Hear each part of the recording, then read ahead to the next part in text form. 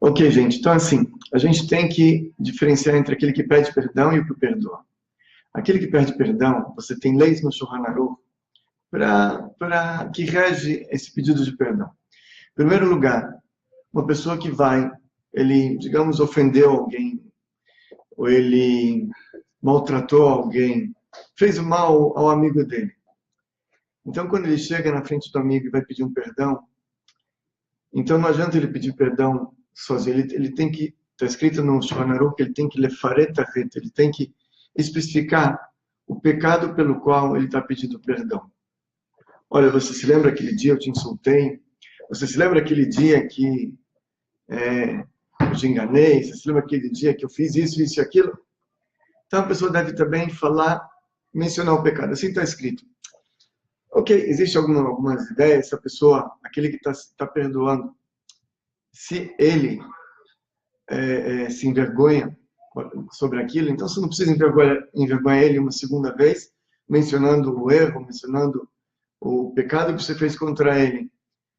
Você fala, olha, se lembra daquele assunto? Eu queria te pedir perdão, eu me arrependi, eu fiquei mais maturo, desculpa a minha imaturidade naquela época, enfim. Essa é a primeira coisa.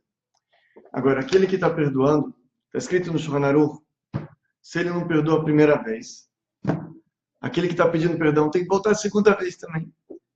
Tem que voltar a segunda vez, ele tem que talvez mudar um pouquinho a maneira de falar, explicar melhor, talvez fazer se entender melhor. Então ele vai a segunda vez. Se o homem não te perdoa pela segunda vez, aí você vai pela terceira vez, está escrito no Shulchan Aruch. Você pede 3 vezes perdão. 1, 2, 3 vezes. Se depois de 3 vezes o homem não perdoou você, pronto, você está isento de qualquer culpa. Você não precisa voltar lá e pedir perdão, você está isento. Agora é dele com Deus. Você está isento. 3 vezes você tem que pedir perdão. O que acontece, por exemplo, se você cometeu um pecado contra uma pessoa, você insultou ele, você fez mal a ele, você enganou ele, você isso, você aquilo. E essa pessoa falece. E agora? Como é que você vai pedir perdão para ele? Então está escrito nos livros, está escrito no Shulchan Aruch, que você pega 10 pessoas, vai até o túmulo do homem, fala lá, Hatati l'Elokei Israel, velifloni, eu pequei para o Deus de Israel e para o fulano, fiz assim, assim, assado, estou pedindo perdão. Na frente de 10 pessoas, pronto, a gente, está escrito que ondim da samet, está escrito que a gente pressupõe que o falecido ia perdoar e está perdoado. Principalmente agora que ele está numa outra dimensão, lá o mundo da verdade, da bondade, com certeza ele perdoa. Trazendo 10 pessoas no túmulo, resolveu o problema. Mas tem que levar 10 pessoas no túmulo. Assim está escrito nos livros. De tão grande, de tão forte que é o assunto. Agora, vou contar uma história para vocês, história interessante. Essa história aconteceu na época faleceu o segundo Rebbe de Chabad, e o filho dele era o Rebbe Nochum, Menachem Nochum, o filho do segundo Rebbe de Chabad. Ele era um homem grande rabino, estudava o tempo inteiro, um homem muito, muito especial. Ele não foi o terceiro Rebbe foi o genro dele, o Tzemach Tzedek, mas ele era um homem muito especial, espiritualizado. Chegou na cidade de Nedin, na Rússia, um comerciante. O nome desse comerciante era Aaron, ele era funcionário de um grande comerciante de Moscou, que se chamava Zelig. Esse Zelig, esse grande comerciante de Moscou, ele fechou um grande negócio na cidade de Nedin, e ele mandou seu funcionário de confiança, esse Aaron, com 1000 rublos na mão, para fechar o negócio. Aliás, o negócio já estava fechado, ele precisava só pagar e pegar a mercadoria e voltar. O problema foi que esse Aaron, ele chegou em Nedin, sexta-feira à tarde, véspera de Shabbat. O que acontece? No Shabbat, antes de Shabbat, não dava para fechar nada, nenhum negócio. Ele estava com 1000 rublos no bolso, era muito, muito dinheiro. Agora, Shabbat, a pessoa não anda com dinheiro, um judeu não anda com dinheiro no bolso. Ele deixa guardado. Agora, deixar guardado na pensão é perigoso. Você vai na sinagoga rezar, você volta, você corre o risco de não ter mais nada ali. Não tinha segurança na pensão, não tinha cofre forte, não tinha... corria um risco muito grande. O dono da pensão era um judeu com barba branca, inspirava confiança. Esse comerciante, Aaron, ele foi até esse judeu. Falou, o senhor se importa de guardar para mim 1000 rublos até depois do Shabat? Não tem problema, guardou. Acabou o Shabat. Aaron, ele vai pegar os 1000 rublos com o comerciante. Ele fala, olha, Shavuot, você poderia me devolver os 1000 rublos? O homem falou, 1000 rublos? O que você está falando? O Aaron, ele ficou assim um pouquinho pasmo no primeiro momento, não queria acreditar no que ele estava escutando. Falou, não, olha, sexta-feira, se lembra, eu te dei 1000 rublos. Você colocou em tal lugar, tal. Os 1000 rublos, por favor, 1000 rublos. O homem falou, o que você está falando, meu filho? Ficou bravo. Ele insistiu uma terceira vez. O homem pegou, deu um murro na mesa e falou, vai embora daqui, antes que eu quebre sua cara. E ameaçou ele. Aaron ficou assustado. O homem era forte. Ele saiu da pensão, não sabia o que fazer. Ele não tinha testemunhas, ele não tinha contrato. Como é que ele vai provar agora que ele deixou 1000 rublos com o dono da pensão? Andava na rua de um lado para o outro, foi parar na sinagoga.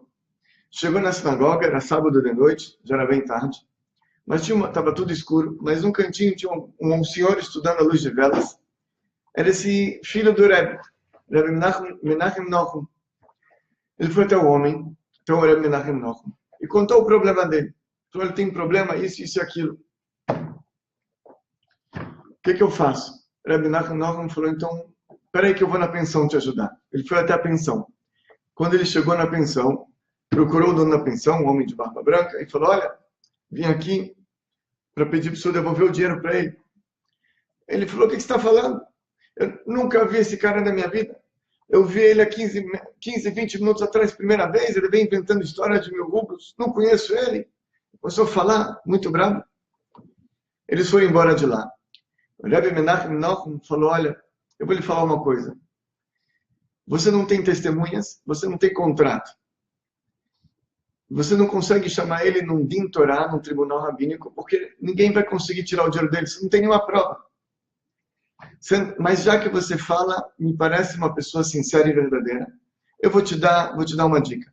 Viaje até o túmulo do meu avô, do primeiro Rebbe de Chabad, Admor Azaken, e pede para ele, ok? Ele viajou. Aquela mesma noite ele foi e viajou. No dia seguinte, o dono da pensão, ele está sentado na pensão para tomar seu café da manhã. Ele está com a comida na frente dele.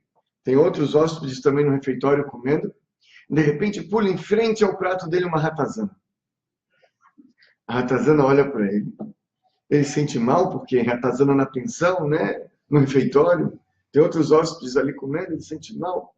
Ele se afasta, ele pega o lenço, ele tenta expulsar a ratazana. A ratazana não só que não vai embora, ela dá um pulo e fica na nuca dele. Finca as unhas na nuca dele e não quer sair. Enfim, ele tenta tirar a ratazana lá, chiando e segurando muito forte, ficou as unhas dentro, não consegue tirar. Ele morrendo de medo, assustado. E a ratazana começa, com os dentes, coçar o pescoço dele, ou talvez tentar chupar sangue. E ele está desesperado, os outros hóspedes começam a gritar. Ele chama um hóspede, ele começa a falar, meio que sem força. O problema, eu já sei o problema. Eu peguei 1000 rublos, 1000 rublos daquele cidadão não devolvi. É isso. Eu tenho 1000 rublos em tal lugar. Saibam vocês que é do cidadão fulano de tal. Ok, ele confessou já tem testemunhas, ele já vai devolver o dinheiro, mas a ratazana lá. A ratazana não desgruda. Ele manda então chamar, olha, chama o Rebbe da sinagoga, Rebbe Menachem Nochum. Eu preciso pedir perdão para ele. Eu fui expulsar ele daqui, eu fui rude com ele. Chamaram Rebbe Menachem Nochum. E quando chegou o dono da pensão, com a ratazana ainda nas costas, chupando o sangue dele, ele falou, eu queria pedir perdão para o senhor, me desculpe. Eu peguei os 1000 rublos, eu fui rude e grosso com o senhor, me desculpe, por favor. Rebbe Menachem Nochum olha para ele e fala, tá tudo bem, não tem problema. Mas a ratazana não desgruda. Quando o Rebbe Menachem Nochum olha aquilo, ele entende que não é uma coisa normal, que é uma coisa lá dos céus. Ele pensou, fechou os olhos, ele falou, por acaso você falou mal do meu pai? E o homem fez com a cabeça assim. Então ele falou, então se você quiser, você vai no túmulo do meu pai. Eu mando um mensageiro até lá pedir desculpas. Ele chamou as pessoas, pediu para ir no túmulo do pai. E só quando foram até o túmulo do pai, quando eles saíram para ir no túmulo do pai para pedir desculpas, Ratazana foi embora. Assim funciona, tem que pedir desculpas no túmulo. Ok, essa é a lei. Agora, isso da parte daquele que pede desculpas, pede perdão. Como é que funciona daquele que perdoa? Então está escrito que a pessoa não deve ser cruel na hora de perdoar. Já vieram até você, a pessoa já se rebaixou. Não é fácil pedir perdão, não é fácil pedir desculpas. Se ele realmente se arrependeu sinceramente, está escrito que a pessoa não deve ser cruel e não perdoar. Ela deve perdoar. Uma exceção está escrito. É o seguinte. Aquele que é difamado. Aquele que falaram sobre ele lacionará, maledicências, difamação. Porque isso se espalha. Está escrito que a língua é como se fosse uma flecha. Uma vez que sai da tua boca as palavras, ela não volta mais. Hoje em dia, ainda com as mídias sociais, redes sociais, né? Não precisa nem sair da boca, só sair do dedo. Todo o universo já sabe o que você fez, o que você não fez. Então, quando te difamam, bota ali, aperta um botãozinho e acabou. Todo ser está absoluto, todos os mundos espirituais, absoluto, brilhar e tirar, está todo mundo sabendo, os anjos, está todo mundo sabendo. Então a pessoa vem te pedir desculpas, fala, tudo bem que você está pedindo desculpas, mas como é que você vai consertar o que você fez aqui? Pega um travesseiro, você corta, um travesseiro de penas, espalha no vento, vai catar de novo. Então, falaram mal de você. Todo mundo está sabendo. Você vem pedir desculpa agora? Então está escrito no Shulchan Aruch que a pessoa não é obrigada a perdoar, nesse caso. Mas, mesmo assim está escrito, Midat Anavá, é um gesto de humildade a pessoa assim perdoar. Seja humilde e perdoa, mesmo assim. Porque assim consta. Tem uma história bonita sobre isso, que tinha um grande rabino, o nome dele era o Marshal. O Marshal, um rabino muito sábio na cidade dele, rabino-chefe da cidade. E o Marshal, ele controlava um fundo de empréstimos sem juros. Eles tinham a comunidade judaica daquela cidade, um fundo de dinheiro, onde pessoas que precisavam de empréstimos, eles podiam pegar esses empréstimos. Devolviam depois de 30, 60, 90 dias, 120 dias, ou parcelado, enfim, de acordo com os critérios ou negociação. E era sem juros, para ajudar as pessoas, era uma mitzvah. Isso se chama Gmach, Gmilut Hassadim. E esse Marshal, ele era um homem muito, muito metódico, muito organizado. Ele tinha lá a caderneta dele, marcava todo mundo. Tinha os dias que ele precisava cobrar, enfim, ele cobrava no prazo, não deixava passar. Muito bem. Um dia, vem um senhor da cidade. Esse senhor pediu empréstimo para ele, 50 rublos. Ele olhou, tinha no fundo de empréstimos esse valor. Ele emprestou, marcou o nome do homem na caderneta, falou, você tem 30, 60, 90, deu um prazo para ele pagar. Ok. Ao findar esse prazo, no último dia, o homem simples, ele pegou o dinheiro que ele devia, os 50 rublos. E ele vai outra vez, ele vai procurar o Marshal para devolver o empréstimo, bate na casa do Marshal, a esposa abre e fala, não, meu marido não está aqui, ele está na sinagoga, está estudando na sinagoga. Ele foi então até a sinagoga, procurou o rabino, e o rabino estava num cantinho estudando, numa sala do lado, porque na sinagoga tinha reza, tinha muito tumulto, muita gente, ele tinha um quartinho mais reservado, onde ele podia se concentrar melhor. Ele estava com vários livros abertos na frente, estava concentrado no estudo, na Gemara, no Talmud. E o homem falou, olha, mas, Rebbe, trouxe aqui a devolução do dinheiro. O Rebbe, ele pega, ele faz assim com a mão, tipo, como se dissesse, pode deixar, deixe na mesa. Só que ele não prestou atenção, porque o Marshal, quando ele estudava a Gemara, ele se compenetrava tanto, concentrava tanto no estudo, que ele nem viu o que acontecia em volta. Podia desabar um prédio, ele não estava aí, ele estava lá, no outro mundo, no mundo dele. Então o homem veio no meio do estudo, falou alguma coisa, o Marshal falou, bota aí. Mas não se deu conta que o dinheiro estava lá. O homem foi embora, o Marshal mandou deixar na mesa. O Marshal, depois de um tempo, acaba de estudar, fecha os livros, tal, o dinheiro ele botou dentro de um livro, colocou na estante e pronto. Voltou para casa. Ele chega em casa, chegou o momento dele ver as finanças, dele ver a caderneta dele, fundo de empréstimos, quem pagou, quem não pagou, quem está devendo. Ele olha lá e fala, ops, hoje é o prazo máximo do fulano para devolver o empréstimo. E eu estou vendo que ele não devolveu. Falou, bom, ele deve estar apertado, vamos dar mais um mês para ele. Eu não vou cobrar ele agora. Deu mais um mês. Mas no final do segundo mês, ele olha e fala, tem que pagar, é um fundo comunitário, ele não pode dar um calote desse tipo. Pegou o empréstimo, tem que pagar. E mandou cobradores cobrar dele na casa dele.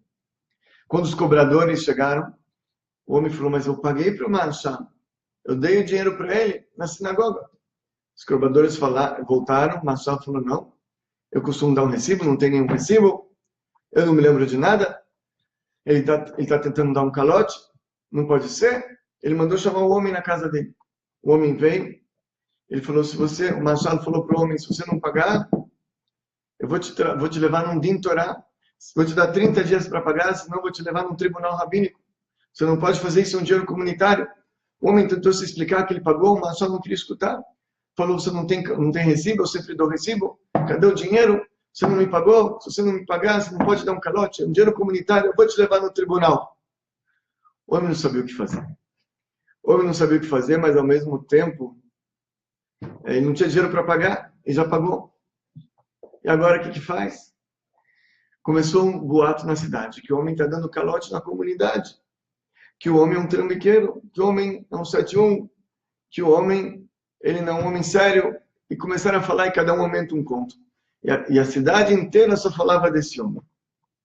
A mulher desse homem já tinha vergonha de ir na sinagoga, porque ela chegava, escutava as amigas falando do marido dela. Ela chegava perto, as amigas paravam, ela sentia no ar uma coisa tensa, uma coisa assim, não muito agradável. O filho dele tinha um filho de 20 anos, que estudava na Yeshiva. Mas na Yeshiva só falavam do pai dele, ele ficou com vergonha, não queria mais ir na Yeshiva estudar. Ele teve que ir para uma Yeshiva numa outra cidade. E as coisas aumentaram tanto, só falavam dele o tempo inteiro. Que o homem tinha já vergonha de ir na sinagoga. Ele andava cabisbaixo, ele se esquivava dos núcleos sociais, ele não queria mais frequentar a casa dos amigos. E chegou ao ponto de que o patrão dele chamou ele e falou, olha, eu não posso ter uma pessoa que nem você dentro da minha empresa. Eu preciso ter pessoas de confiança aqui, pessoas de confiança. E você é uma pessoa que, veja, está enganando a comunidade, eu não posso. Ele tentou se explicar. Mas quem ia acreditar nele? Tinha o Marshal, que é o grande Rebbe. O Rebbe fala que ele não pagou, que ele está dando calote. E agora? Foi despedido. Passou mais um tempo. Já não tinha nem pão na casa dele. Ele estava passando dificuldades muito grandes. E aí, foi nessa época que o Marshal, ele foi estudar na sinagoga aquele dia. Ele pega um livro da estante para consultar e quando ele abre, ops, o que cai dali? 50 rublos. Ele olha aquilo. Ele fala, ele se lembra de tudo, ele se lembrou. Ele se lembrou que o homem devolveu o dinheiro e que ele mandou botar ali, que estava concentrado. E agora olha o que ele fez. Ele, ele difamou, Lashon Hara. Não é só Lashon Hara, mas ainda difamação de um membro da comunidade dele na cidade inteira. Ele arruinou a vida do homem, a esposa dele, o filho mudou de cidade, ele perdeu o emprego. Olha só o que ele fez. E agora? Ele mandou o mensageiro logo trazer o homem para a sinagoga, ele precisa falar com o homem. O homem veio. O Marshal pega na mão dele e ele não pede desculpas. Ele fala, me explica, me ajuda, como é que eu conserto o que eu fiz? Como eu posso consertar o meu erro? Ele começa a implorar para o homem. O que eu posso fazer? Me ajuda. O homem fala, Rebbe, você pega um travesseiro cheio de penas. Você corta e espalha no ar. Vai catar. Vai catar isso. E o homem começa a falar, fui despedido. Minha esposa assim. Meu filho tem vergonha de ir para estivar, ele foi para uma outra cidade estudar, ele não quer mais ficar aqui. O Marshal abre os olhos, pega na mão dele e fala, me diz uma coisa. Quantos anos tem teu filho? Então, meu filho tem 20. O Ashar falou, eu tenho uma filha de 18. Vamos casar? E os dois casaram. A filha de um rabino muito, muito grande, muito, muito sábio, muito, muito respeitado, muito, muito nobre.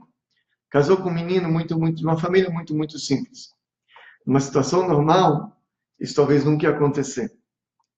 Nunca o menino simples talvez ia almejar casar com uma menina tão assim especial.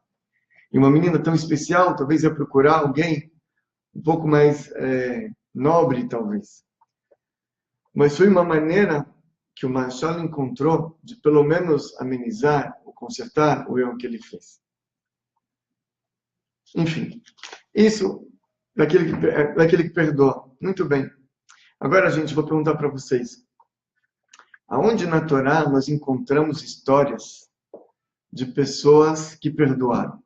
Não no Torá, vamos falar da Torá primeiro. Quem perdoa na Torá? Pessoal de casa. Eu estou sem micro na minha frente, mas tem pessoal aí que está acompanhando, eles vão me falar. 100 pessoas. Oi? 100 pessoas. Ok, legal. Pessoal, já estamos com 100 pessoas ao vivo no Face. Está transmitido pelo YouTube também hoje? Não, só pelo Face hoje, ok. Então, vamos compartilhar. Quem não compartilhou, tá bom? Para avisar os amigos que não entraram ainda. Compartilhem. Você perdoa os irmãos. Oh, muito bem, Fabiola. Um caso aqui, a Fabiola já falou. José perdoa os irmãos. Boa, vamos falar sobre ele daqui a pouco também. Quem mais? Alguém de casa tem alguma opinião? Quem perdoou? José perdoou Jacob, perdoou Esaú. Caio Rodrigo. Yaakov perdoa Esaú. Então, quando Esaú, ele quis matar o Yaakov. Yaakov fugiu. Quando ele se reencontrou com Esaú, Yaakov ele pegou o acampamento e dividiu ao meio. 6 crianças para cá, meia dúzia para lá, 2 mulheres para cá, 2 para cá, porque ele tinha medo do Esaú. Esaú estava vindo para guerrear com ele com 400 homens. E aí, enfim, tem toda a história que aconteceu, os homens se dissiparam, Deus mandou anjos e tal. No final eles se abraçaram, mas ok, podemos dizer, talvez que, mas quem tinha na verdade raiva, o Esaú tinha raiva do Jacob, né? Esaú tinha ódio do Jacob. Se Esaú perdoa, a pergunta é será que Esaú perdoa? Jacob fugiu do Esaú? Sim. A questão da troca do... Jacob pegou as bênçãos que Esaú achava que era dele. Na verdade, Jacob comprou a primogenitura, ele tinha direito. Mas Esaú achava que ele era o primogênito e tinha direito a bênçãos. Então Esaú que tinha raiva do Jacob. Um aqui colocou Moisés perdoou os irmãos. Moisés perdoou os judeus. Boa, muito bem, exatamente.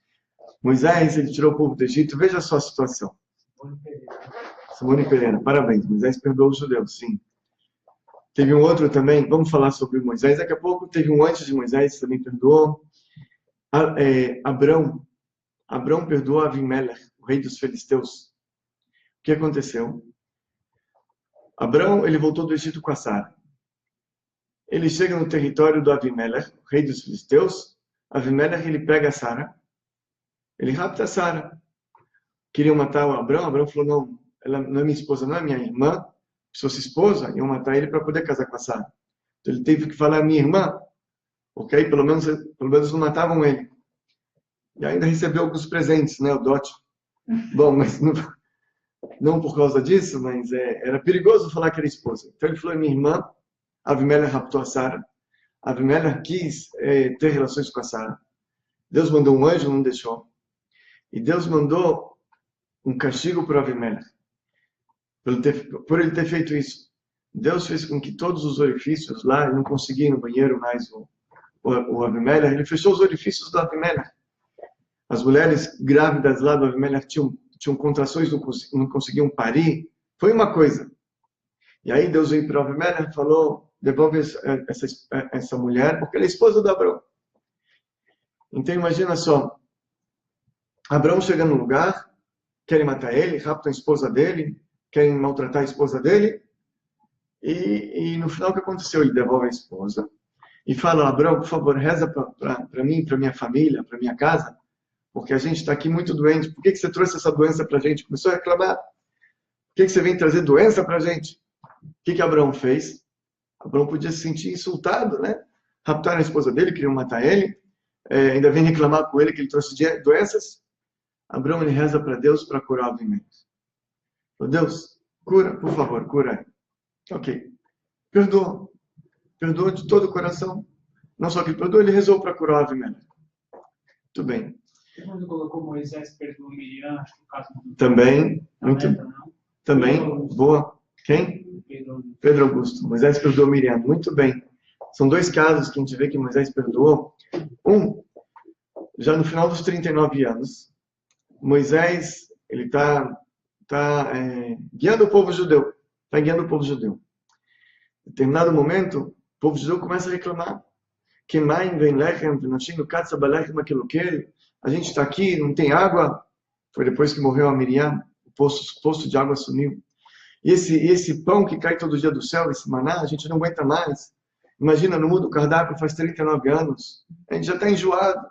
Todo dia come isso. Não aguentamos mais.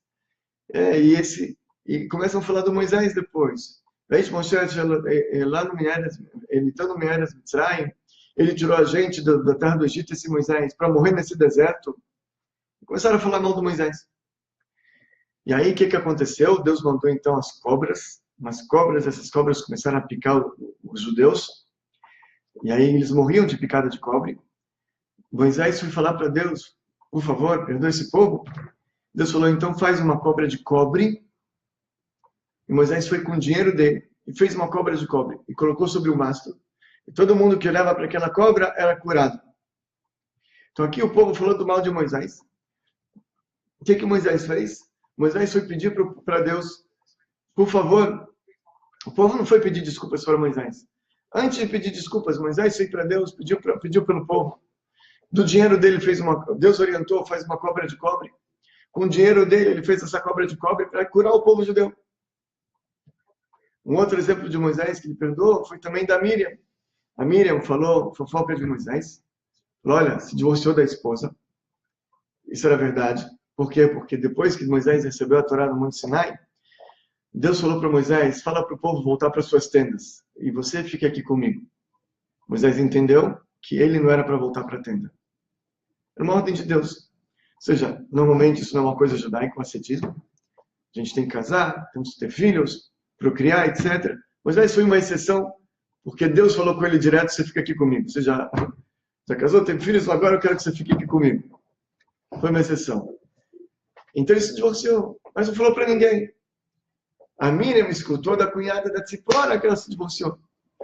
A Miriam contou para o irmão mais velho, para o Aaron, estava preocupada.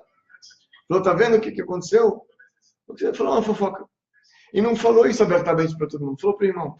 Mesmo assim, Deus castigou ela, ela ficou leprosa. Porque era uma pessoa muito elevada, ela tinha que tomar cuidado com os mínimos detalhes, com as mínimas coisas. A Miriam. Então, o que aconteceu? Ela ficou leprosa, ela teve que se afastar do acampamento. Moisés, então, vem para Deus e fala a Deus, que ele na refanala. Deus, por favor, cure ela. Então, aqui a Miriam falou mal de Moisés, e Moisés pediu para Deus para curar a irmã. Um outro exemplo de perdão. Que perdão a gente podia falar que era maior aqui? Do Moisés ou do Abrão? O que vocês acham? Pessoal de casa, que perdão é maior? Perdão do Moisés, perdoou a irmã, ou perdoou o povo de Deus? Ou perdão que o Abrão perdoou o Avimelech? Moisés. Moisés? Ele foi difamado. Ele foi difamado. Ok. Difamado é uma coisa muito forte. Pessoal de casa, o que o pessoal acha?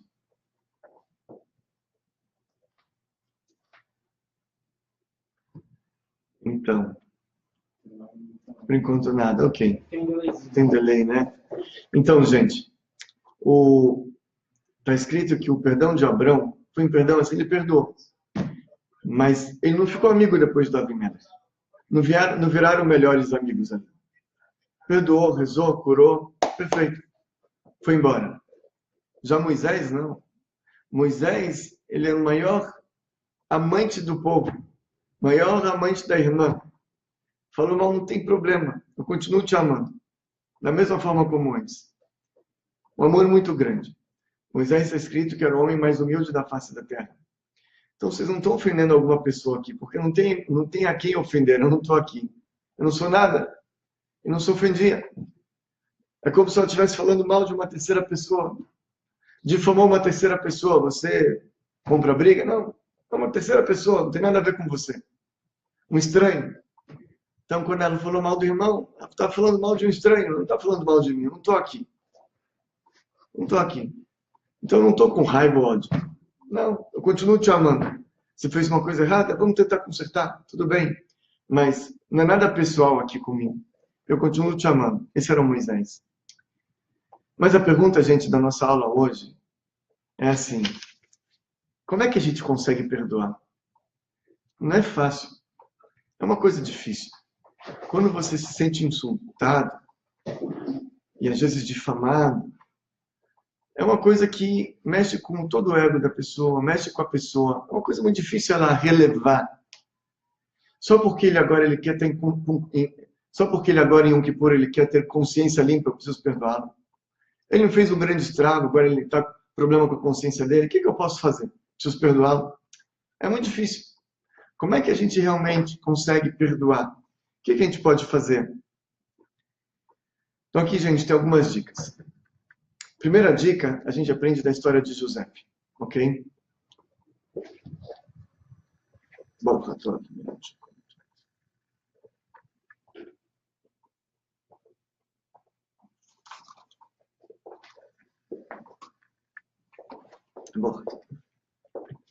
a história de José é uma história muito, muito bonita.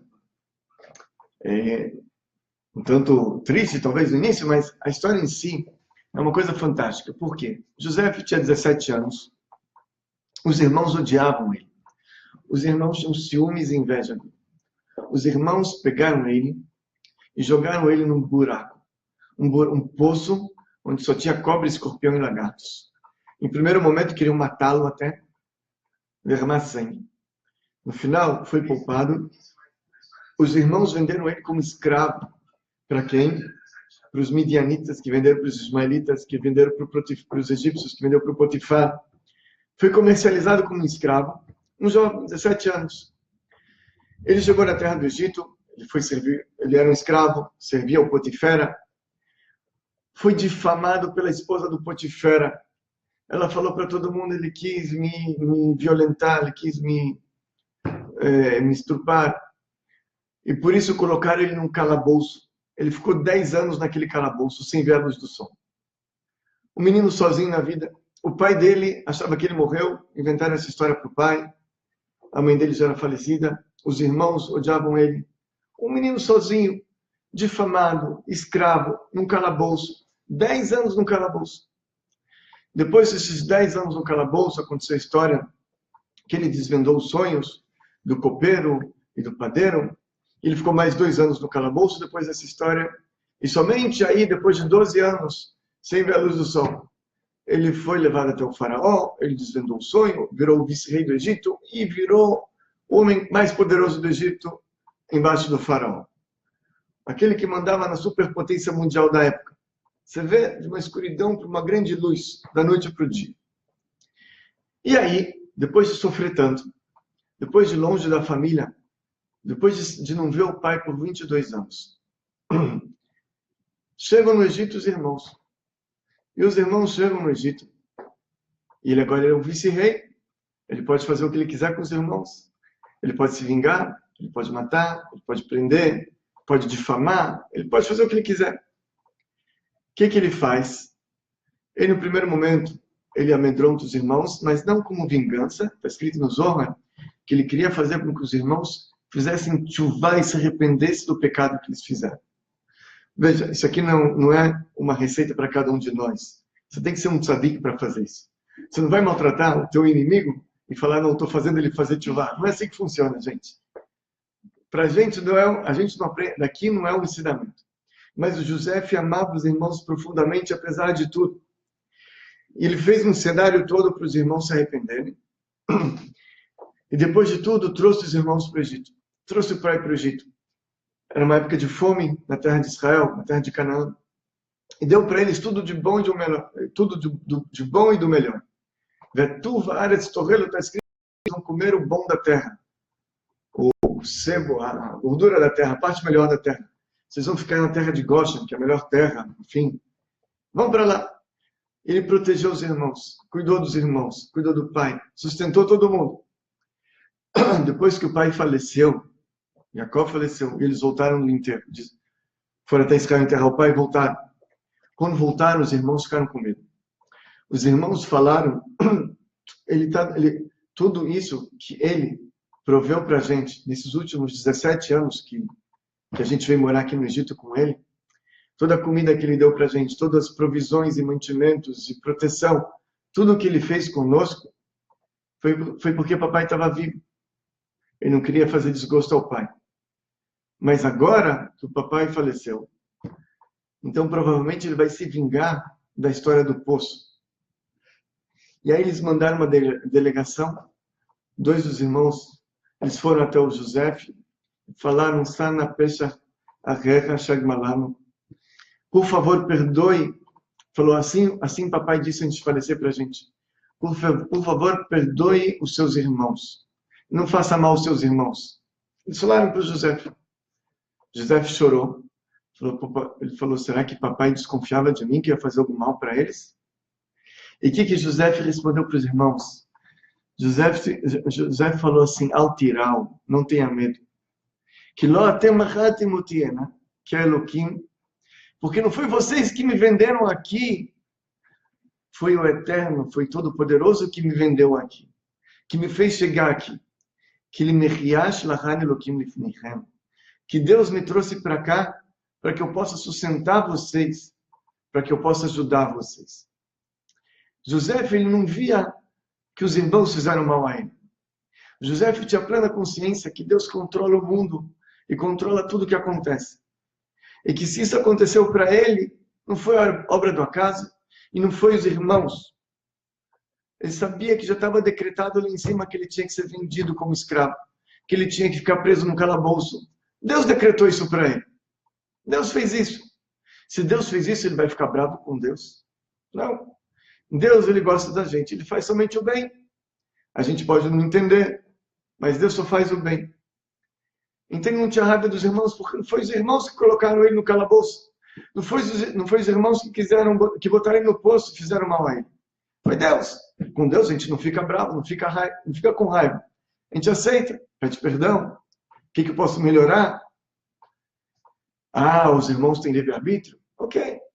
Se eles foram os emissários de Deus para trazer a cabo a vontade de Deus, então esse é um assunto entre eles e Deus. José não tem nada a ver com isso. Entre eles e Deus. José tentou, inclusive, fazer com que eles fizessem tchuvá. E montou um cenário parecido para que eles fizessem tchuvá, para ajudar os irmãos. Mas, pessoalmente, não foi vocês. O que vocês estão pedindo perdão? Então, essa é a primeira coisa para a pessoa perdoar. Ele tem que saber que tudo vem de Hashem. Tudo vem de Deus. Deus controla tudo. E Deus já trouxe o decreto para você. Deus tem muitos caminhos para trazer o decreto. Não foi aquela pessoa que te fez. Foi Deus. Esse Deus fez. Por que você está com mágoa daquele cidadão? Ele foi somente um instrumento de Deus. Ele tem livre-arbítrio? Ok. Entre ele e Deus. Você não tem mais nada a ver com isso. Seu problema é que Deus trouxe para você. Você tem que melhorar, você tem que fazer alguma coisa. Por algum motivo tem. Essa é a primeira coisa para você perdoar. A segunda coisa, gente, está escrito no Pirkei Avot. Avidanet kol adam lekav zchut. Você tem que dar para a pessoa o benefício da dúvida. Você não sabe realmente o motivo que levou a pessoa a fazer isso contra você. Você não consegue saber. Primeiro você tem que se colocar no lugar dele. E nem sempre você consegue ver realmente o motivo. Talvez ele não quer o teu mal, mas as circunstâncias levaram ele a te prejudicar. Ele abriu uma loja do teu lado. Mesmo mercadoria começa a fazer promoção. E às vezes ele está até falando mal de você, que a minha mercadoria que é boa, dele é do Paraguai. E assim por diante. A pessoa fica nervosa, fica com raiva, fica com ódio. Não consegue se conter. Gente, a Hashem abriu uma loja do teu lado. Fulano está falando mal de você. A Hashem está falando mal de você. Ah, mas fulano, ok, talvez ele está precisando pagar as dívidas. Talvez ele não tem pão para trazer para as crianças dele comer, ele está desesperado. Vai saber o motivo pelo qual está levando ele a fazer isso. Talvez quando ele era pequeno sofreu bullying na escola. Não sei, pode ter N motivos que eu não sei. Mas talvez ele tenha um motivo bom para fazer. Que ele precisa. Então a pessoa tem que dar o benefício da dúvida. Tem uma história, Sobes conta a seguinte história. Que tinha uma vez uma pessoa, precisava de sustento. Ele morava no Golã, norte de Israel, nas colinas. E ele foi procurar emprego, arrumou emprego lá no sul, Beersheba. Ele arrumou um emprego lá em Beersheba. 3 anos ele ficou longe de casa trabalhando, servindo um homem que tinha fazendas, muito rico. Mansões, fazendas, propriedades, um homem muito rico. E ele trabalhou para esse homem 3 anos. Ele tinha moradinha, tinha comida. Mas depois de 3 anos, era véspera de Yom Kippur. E ele sentiu saudade da família, falou, já é o momento de eu voltar para casa. Foi até o patrão, falou, olha patrão, querido patrão, e trabalhei por 3 anos. Chegou o momento de eu voltar para casa. Por favor, me pague o salário desses 3 anos, eu quero voltar para casa. O patrão falou, não tem dinheiro. Não tem dinheiro. Olha a mansão que a pessoa vive. Não tem dinheiro. Olha as terras que o homem tem. Olha o gado. Olha os móveis. Olha. Não tem dinheiro. Falou, bom, então me dá gado, me dá animais, me dá alguma coisa. Falou, não tem gado, não tem para te dar. Falou, bom, você não tem como me dar uma terra, então? Falou, não tem terra. Então tá bom. Pegou a trouxa e voltou para casa. Passa Yom Kippur, vem o homem com 3 jumentos carregados de mantimentos, comida, coisas, roupas e tudo, muita coisa. Foi até o Golã, chegou lá, falou, tá aqui, todo o teu pagamento de 3 anos, pode pegar. Pagou tudo, tintim por tintim, sem dever nada. Ainda deu, acho que uma bonificação. Eles comeram, festejaram, comemoraram. E aí o patrão perguntou para o empregado, falou, me diz uma coisa, quando você me pediu o pagamento, eu falei que não tinha dinheiro. O que você pensou?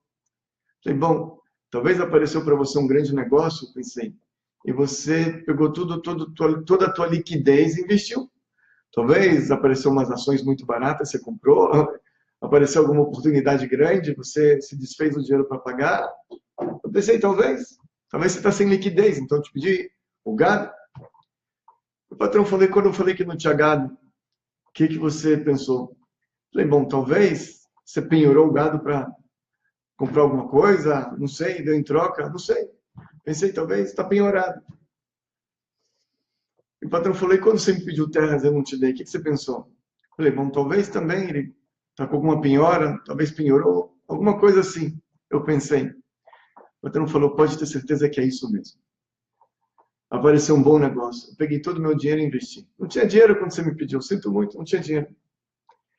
Depois, referente ao gado, referente à terra, eu tenho um filho, Urkenos, que não quer estudar a Torá.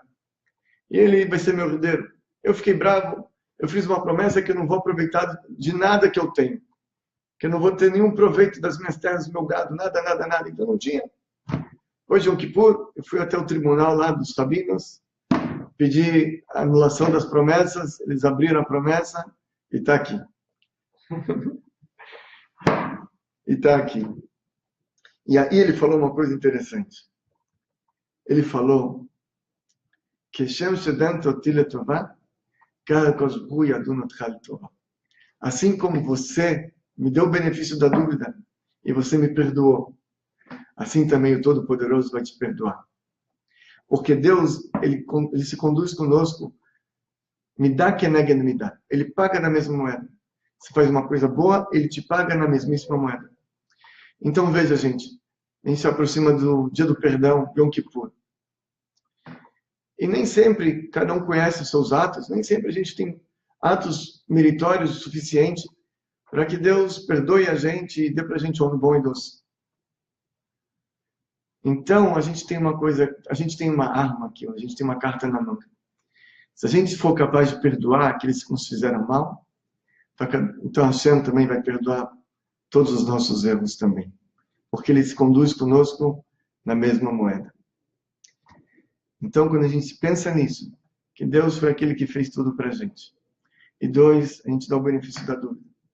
E ainda mais, a gente sabe, se a gente for capaz de perdoar, Deus vai perdoar a gente. Então, gente, quem não vai perdoar o próximo?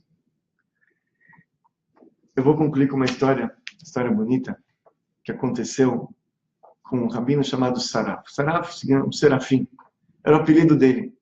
Porque ele era um tipo assim, tipo um anjo, esse Rebbe. O Saraf, uma vez, foi procurado por um Hassid dele, um aluno. Esse aluno não tinha filhos. Muitos anos casados, e não teve a sorte. Não foi abençoado com filhos. E ele já tentou muitas coisas, rezou, pediu, nada. Ele entrou no quarto do Rebbe, numa entrevista, e pediu, Rebbe, me abençoa. Rebbe, eu preciso de um filho. Eu quero um filho. É o desejo da minha vida, Rebbe. Eu tenho tudo, eu tenho posses, eu tenho saúde, tenho uma excelente esposa, mas eu não tenho filhos, Rebbe. Eu quero um filho. Me abençoa. E o Rebbe, ele ficou muito sério. Ele olha para o Hassid, ele fala, me diz uma coisa, meu filho. Por acaso, você teve algum outro caso com outra mulher, antes de conhecer sua esposa, e talvez deixou alguma mágoa? Teve algum caso mal resolvido? Rebbe, imagina. Como? Minha esposa é a primeira moça que eu conheci na vida. Nós nos encontramos, nós saímos. Foi a primeira moça que eu me encontrei e saí com ela na vida. E depois de pouco tempo, a gente resolveu ficar noivo, nos casamos. A única mulher que eu tive na vida, Rebbe. Rebbe, ele para e pensa, fica alguns minutos concentrado. E ele vira para ele e fala, mas você tem certeza que não teve outra? Talvez na infância, alguma coisa? Fala, Rebbe, é a única mulher que eu tive na vida, é a minha esposa, Rebbe. Rebbe tenta na infância, o Hassid, ele bota a cabeça para baixo, tenta se lembrar, ele pensa, fala, Rebbe, ok, teve uma coisa assim, mas aquilo é brincadeira, Rebbe. Rebbe falou, me explica essa brincadeira, que brincadeira? Falou, olha, eu tinha 9, 10 anos, Rebbe, e eu estava com os amigos brincando de esconde-esconde. Tinha os amigos, tinha as meninas, estavam brincando todo mundo junto. E a gente brincou, correu, e eu me escondi numa árvore. Subi numa árvore. E lá em cima também tinha uma outra menina, que também se escondeu na árvore. Tinha outras crianças, mas elas saíram e ficou só eu e ela. E ela olha para mim, e ela pergunta, você não quer casar comigo? Eu falei, sim. Mas, Rebbe, veja, eu não sabia o que eu estava falando. Era uma criança de 9, 10 anos. Brincadeira de criança, Rebbe. Rebbe falou, e você pediu perdão para ela? Você pediu perdão? Falei, Rebbe, ninguém levou a sério. Ele falou mesmo assim, você precisa pedir perdão para ela. Falei, Rebbe, mas são 40 anos já, Rebbe. Onde eu vou achar ela? Onde eu vou achar? O Rebbe para e fala, vai até Minsk. Procura ali em Minsk, uma cidade grande. Ele foi até Minsk e começou a procurar. E procurou. E não achava a menina, cidade grande. Procurava. Depois 1, 2, 3 dias procurando. No terceiro dia ele já estava para desistir. Quando ele estava em algum lugar, ele olha, parecia uma fisionomia um pouquinho conhecida. Ele olha e fala, fulana? Fala, sim, sou eu. Quanto tempo, né? Fala assim, puxa, ele fica meio sem jeito, quanto tempo, tal. O que você está fazendo? Como vai a vida? E conversa um pouco. E aí ele fala, olha, fulana, eu queria te falar uma coisa. Você se lembra quando a gente tinha 9, 10 anos? E a gente subiu na árvore. E você perguntou para mim se eu queria casar. Eu falei, sim, você se lembra? Eu falei, sim, eu me lembro. Perfeitamente, eu me lembro. Falou, olha, sabe como é que é? A vida, ela toma muitos rumos. E veja, eu era uma criança, realmente não estava consciente disso. Eu acabei casando e eu queria te pedir desculpas, queria te pedir perdão. Você me perdoa? Ela olha para baixo, ela pensa, fica alguns minutos, alguns instantes calada. Ela olha para ele com um sorriso e fala, eu perdoo. Fala, puxa, muito obrigado. Se despediram. Cada um tomou seu rumo. Ele, quando volta para a casa dele, ele decide passar pela cidade natal, onde ele cresceu, onde ele nasceu, porque era bem perto dali. E ele chega na cidade, ele vai ver a rua onde ele morava, a casa dele, sabe, 40 anos ele não passava por lá. E aí sai ali daquela ruela, um rapaz, ele olha, se lembra, a fisionomia também era conhecida, quem era? Fulano, como vai? Era irmão daquela menina, que ele acabou de encontrar. Eles moravam naquela cidade todos. Como vai a vida? Falou, olha, sabe de onde eu estou vindo? Estou vindo de Minsk. E sabe o que eu vi lá? Sua irmã. O rapaz ficou muito sério. O rapaz, ele falou, minha irmã? Como assim minha irmã? Sim, estou vindo de lá. Eu vi sua irmã lá, conversei com ela, bati um papo. Como minha irmã? Você perguntou para ela se era minha irmã? Falou, claro, eu conversei com ela, a gente conversou sobre a infância, sobre várias coisas, era sua irmã. Ele falou, não acredito. Porque minha irmã já não está aqui faz mais de 20 anos. Minha irmã esperou você para casar. E ela esperou, ela chegou aos 18, ela pensava que você ia procurá-la 19, 20. E foi quando você casou com uma outra mulher, ela entrou em depressão. Ela não conseguia mais comer, não conseguia mais beber, não dormia bem, muito nervosa. E todos os nossos esforços em consolá-la foram em vão.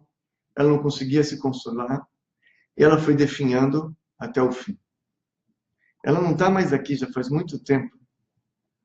Então o Rebbe tirou ela não sei de onde, para que você possa ser perdoado. Que todos nós tenhamos um Gomar Hatimatová, um ano bom e doce para todo mundo.